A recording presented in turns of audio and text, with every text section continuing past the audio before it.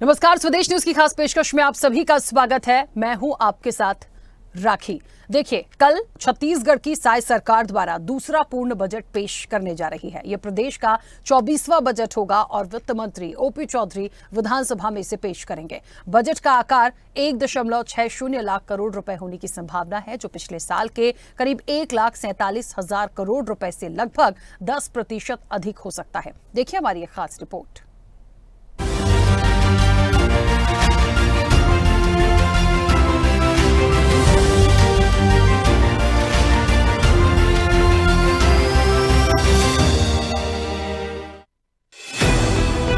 छत्तीसगढ़ के वित्त मंत्री ओपी चौधरी सोमवार को प्रदेश का बजट डिजिटल तरीके से अपने टैबलेट से पेश करेंगे। बजट को लेकर उन्होंने कहा कि ये बजट छत्तीसगढ़ को नई ऊंचाई पर पहुंचाने वाला होगा। विकसित राष्ट्र, विकसित छत्तीसगढ़ बनाने वाला बजट होगा। ये बजट सभी वर्ग के लिए खास होगा। आदरणीय हमारे मुख्यमंत्री श्री विष्णुदेव साय जी के नेतृत्व में हमारी सरकार पिछले लगभग 1.25 साल से छत्तीसगढ़ की जनता जनार्दन के लिए पूर्णतः समर्पित होकर कार्य कर रही है। और यही मैं कहना चाहूँगा कि कल का जो बजट होगा, हमारी सरकार का जो दूसरा बजट होगा, वो छत्तीसगढ़ को एक नई ऊंचाई पर पहुंचाने के लिए पूर्ण रूपेण समर्पित बजट होगा। और जो हमारा पहला बजट आया था, उसी के अगली श्रृंखला के रूप में कल के बजट को आप देखेंगे।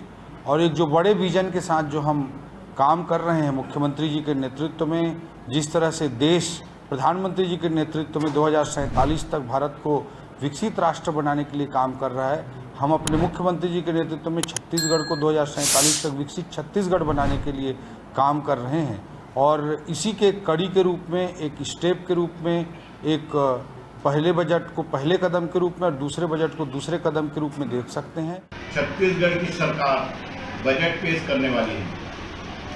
हमारे वित्त मंत्री ओपी चौधरी जी बजट कल पेश करेंगे और मुझे ऐसा विश्वास है कि यह बजट निश्चित ही छत्तीसगढ़ की जनता के लिए शुभकारी होगा।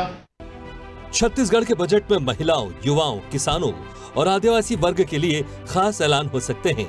इसके अलावा सरगुजा और बस्तर के विकास, टूरिज्म और इंफ्रास्ट्रक्चर पर भी सरकार का फोकस हो सकता है।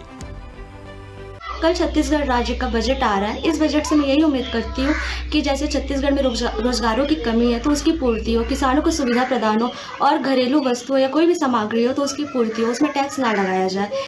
ओपी चौधरी जी के नेतृत्व वाले इस बजट में आम जनता यही उम्मीद करेगी कि छत्तीसगढ़ का चहुमुखी विकास हो। ऐसा बजट वे प्रस्तुत करें जिसमें बेहतर शिक्षा और उत्तम स्वास्थ्य के साथ साथ बेरोजगारों के लिए भी रोजगार सुनिश्चित करने की व्यवस्था सरकार करे। माननीय विष्णुदेव साय जी का यह दूसरा बजट है जो कल आने वाला है। आप पहले बजट में देखोगे कि किसान, युवा, मजदूर और गांव के लिए था। कल आने वाला बजट भी हमारे किसान, युवा, गांव, शहर, इसी खुशहाली का बजट होगा।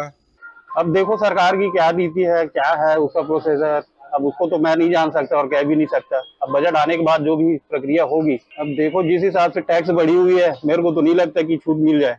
लेकिन गरीब जो रोज कमाने खाने वाले हैं, उनके जो जरूरत की चीजें हैं वो सस्ती होनी चाहिए। क्या क्या सब्जी, जैसे राशन है, सब्जी भाजी है, और भी सामान है, जैसे कपड़ा लत्ता है। मेरे घर का भी बिजली बिल अभी मैंने पटाया था, उसका भी लाइन काट दिया था। तो ऐसी स्थिति में अगर सरकार से निवेदन है कि ये सब थोड़ा रियायत बरते। बजट में महतारी वंदन योजना का विस्तार किया जा सकता है, जिसमें महिलाओं को हर माह 1,000 रुपए मिलते हैं। इसके अलावा रोजगार के नए अवसरों और स्टार्टअप्स को बढ़ावा देने के लिए सरकार कदम उठा सकती है। किसानों के लिए सिंचाई, अनुदान और मार्केट की योजनाओं का भी प्रस्ताव हो सकता है। सरकार बस्तर और सरगुजा के विकास के लिए इंफ्रास्ट्रक्चर, टूरिज्म और एडवेंचर स्पोर्ट्स पर भी जोर दे सकती है। ये बजट छत्तीसगढ़ की ग्रामीण अर्थव्यवस्था को मजबूत करने के लिए महत्वपूर्ण कदम उठा सकता है। खास तौर पर बस्तर और सरगुजा के लिए एक ऐतिहासिक कदम हो सकता है। इस बजट के बाद छत्तीसगढ़ के विकास में नया आयाम जुड़ सकता है। अब देखना यह है कि सरकार इन योजनाओं को कैसे लागू करती है और राज्य की जनता को इससे कितना लाभ होता है। चलिए, और इस वक्त आपको बता दें हमारे साथ छत्तीसगढ़ से state editor doctor Sanjay Shekhar हमारे साथ जुड़ गए हैं। शेखर जी, बहुत महत्वपूर्ण ये बजट है और एक बड़ा सवाल भी है, जो चर्चा है, जो पूरी रिपोर्ट है, उसमें सबसे बड़ा सवाल यही है कि इस बजट में क्या खास होगा। और जाहिर तौर पर जिस तरीके से एक अमाउंट रखा गया है महिलाओं, युवाओं और किसानों के लिए योजनाओं की उम्मीद है, अभी तक की जो अपडेट है और जो तैयारियां हैं बजट को लेकर, उसे किस तरह से आप देखते हैं? देखिए, सरकार की कोशिश इस बात की रहेगी, जैसा कि ओपी चौधरी फाइनेंस मिनिस्टर है, उनसे हमारी बातचीत हुई, मुख्यमंत्री जी से हमारी बातचीत हुई और मीडिया से बातचीत में उन्होंने जो कहा है उसके अनुसार ज्यादा से ज्यादा फोकस इंफ्रास्ट्रक्चर पे होगा। इससे पहले का जो बजट था, वो पहले का बजट मोदी जी की जो गारंटी थी 2023 के विधानसभा चुनाव में नरेंद्र मोदी के द्वारा जो गारंटी दी गई थी छत्तीसगढ़ के लोगों को, उसका पूरा करने पर पूरा फोकस था बजट। और आपने देखा कि पहले ही बजट में चाहे 18 लाख परिवारों के लिए आवास की बात हो, चाहे महतारी बंधन की बात हो, चाहे किसानों को जो है वो 3100 रुपए प्रति क्विंटल की दर से धान खरीदने का प्रश्न हो, ये तमाम सारी चीजें ऐसी थी जिसकी वजह से जो है वो पूरा फोकस बजट में मोदी की गारंटी पर था। लेकिन इस बजट में जैसा कि कहा गया है, उससे स्पष्ट होता है कि इस बजट में जो है वो इंफ्रास्ट्रक्चर पे ज्यादा जोर दिया जाएगा, इंफ्रास्ट्रक्चर पे फोकस होगा और पूंजीगत व्यय जो होता है, कैपिटल एक्सपेंडिचर, उस पे फोकस किया जाएगा, ताकि छत्तीसगढ़ के आने वाले दिनों में छत्तीसगढ़ का जो डेवलपमेंट है उसका एक रोड मैप तैयार किया जाए। और विशेष तौर पर जो एक गोल रखा गया है, विकसित छत्तीसगढ़ का गोल, 2047 तक विकसित छत्तीसगढ़ का गोल, उसको कैसे पूरा किया जाए, इस पर फोकस करते हुए ये बजट होगा। मुझे लगता है कि विशेष तौर पर यूथ को भी इस बजट से काफी उम्मीदें हैं, क्योंकि पहले बजट में महिलाओं को फोकस किया गया था, किसानों को फोकस किया गया था, आदिवासियों को फोकस किया गया था। संभव है कि इस बजट में यूथ पर फोकस किया जाए। जी बिल्कुल संजय जी, एक महत्वपूर्ण सवाल ये भी है कि जिस तरीके से ये बात है कि युवाओं को उनको कुछ ना कुछ एक उम्मीदें हो सकती हैं, महिलाओं को हो सकती है।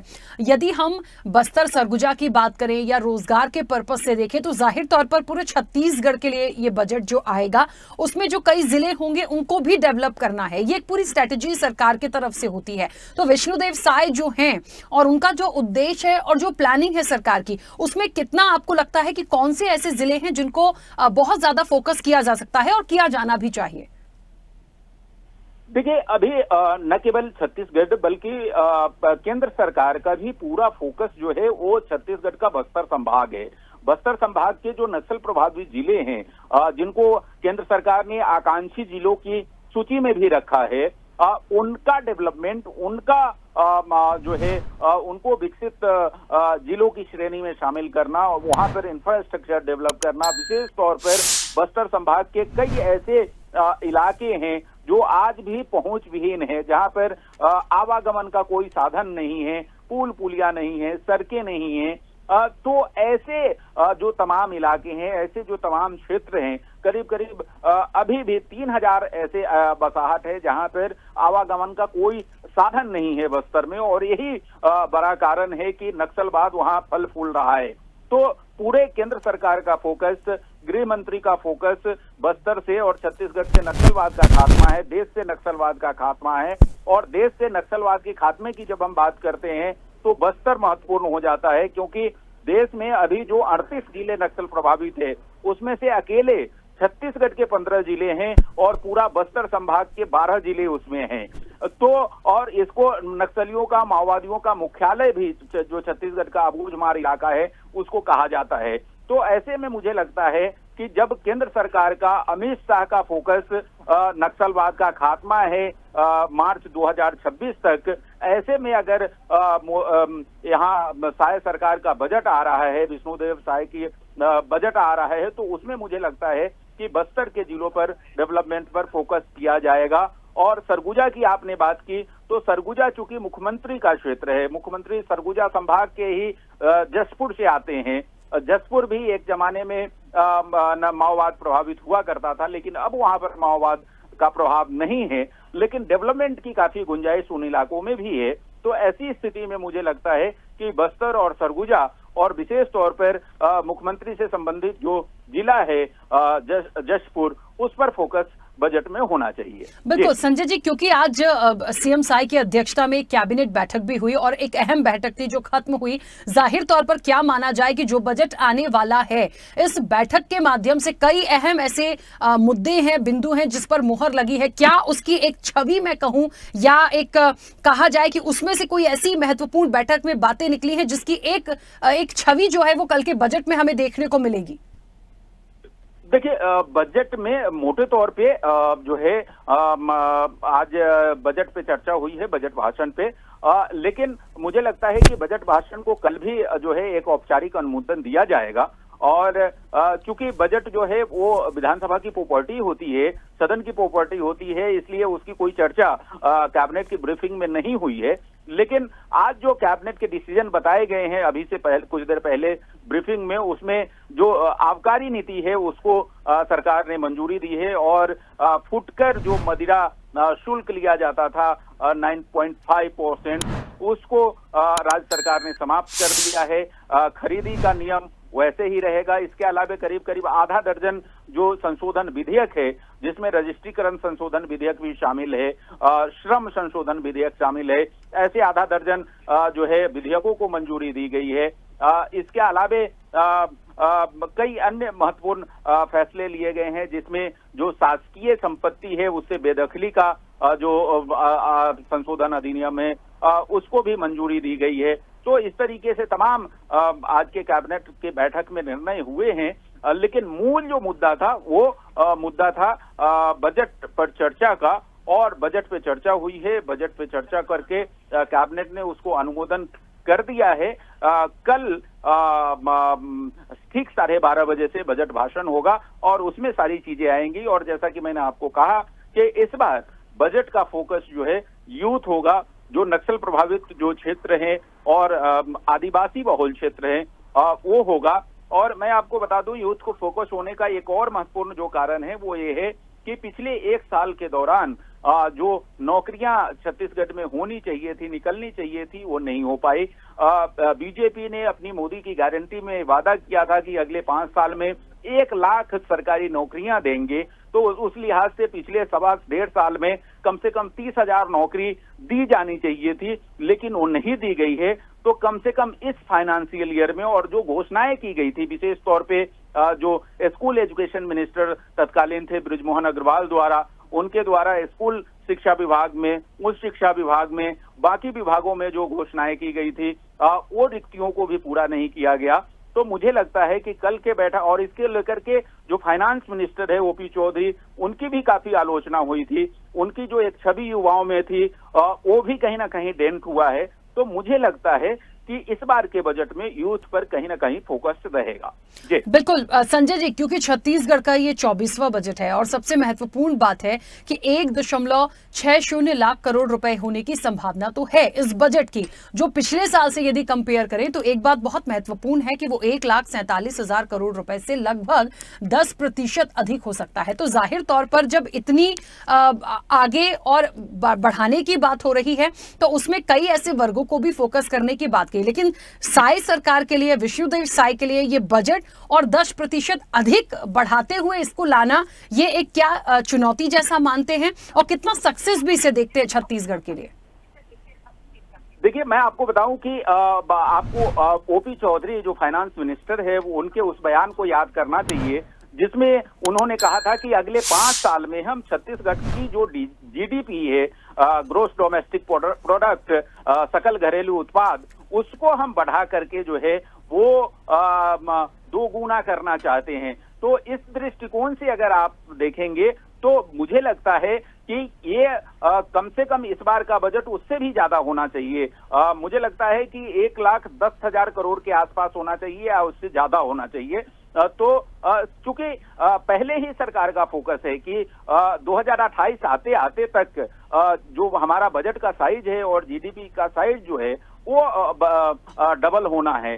तो इस स्थिति में मुझे लगता है कि 1,10,000 करोड़ से ऊपर का ये टोटल बजट होना चाहिए। जी बिल्कुल, जाहिर तौर पर एक ये जो पूरा बजट होगा ये अपने आप में बहुत महत्वपूर्ण होगा। ओपी चौधरी इस बजट को पेश करेंगे और सबसे बड़ी बात लगातार जो आज बैठक हुई है, एक बात संजय जी आपने बहुत स्पष्ट रूप से भी बोली और लगभग लगा भी, क्योंकि आज की जो ये बैठक थी कैबिनेट की, ये लगभग ऐसा मान ही जा रहा है कि सब कुछ तय हो चुका है। सारे जो बजट के अहम बिंदु हैं वो भी तय हो चुके हैं और कल जो है जब वो सामने आएगा, पूरा एक उसका रूप सामने आएगा बजट का, तो बहुत सारी तस्वीरें साफ होंगी कि यूथ को क्या मिला, महिलाओं को क्या मिला, किसानों के लिए क्या है, छत्तीसगढ़ के लिए क्या है, जिलों के लिए क्या है।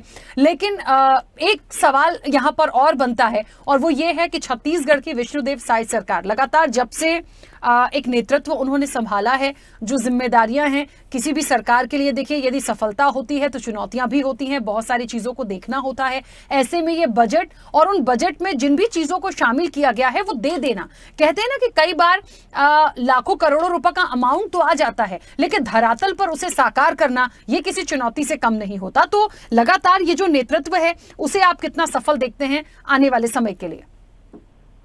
देखिए, इस बात से इनकार नहीं किया जा सकता कि भारतीय जनता पार्टी का जो जोर होता है तुलनात्मक रूप से इंफ्रास्ट्रक्चर डेवलपमेंट पे ज्यादा होता है।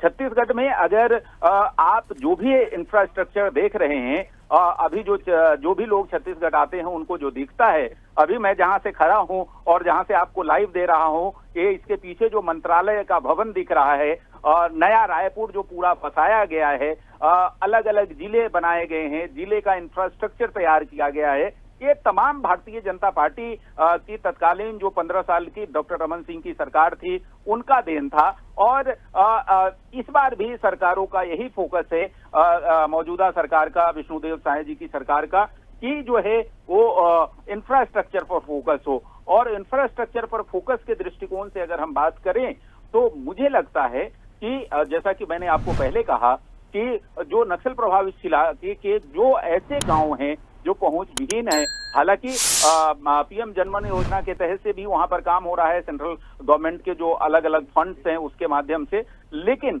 जहां पे वो नहीं हो रहा है ऐसी जगह, तमाम जगहों पर छत्तीसगढ़ सरकार अपने संसाधनों से उन गांवों तक पहुंच मार्ग पहुंचाने की कोशिश करेगी। जिले में जो अलग अलग इंफ्रास्ट्रक्चर की जरूरत है उसकी जरूरतों को पूरा करने की कोशिश करेगी। और जैसा कि मैंने आपको कहा कि यूथ पे, क्योंकि यूथ जो है पिछले करीब 1.5 साल के मौजूदा सरकार के कामकाज से पूरी तरह से संतुष्ट नहीं है। जो उम्मीदें उनको ओपी चौधरी से थी, जो यूथ आइकन कहे जाते रहे हैं, उनसे यूथ को जो उम्मीदें थी कि ओपी चौधरी आएंगे, उनके हाथ में फाइनेंस है तो उनके लिए नौकरी के द्वार खुलेंगे, वो नौकरी के द्वार पिछले 1.5 साल में नहीं खुले गए। तो उम्मीद की जानी चाहिए कि यूथ आइकन के अपने उस छवि को बरकरार रखने के लिए ओपी चौधरी कम से कम कल जो बजट भाषण करेंगे उसमें प्रदेश के युवाओं को निराश नहीं करेंगे। बिल्कुल संजय जी, बहुत शुक्रिया पूरी जानकारी के लिए और बातचीत के लिए भी।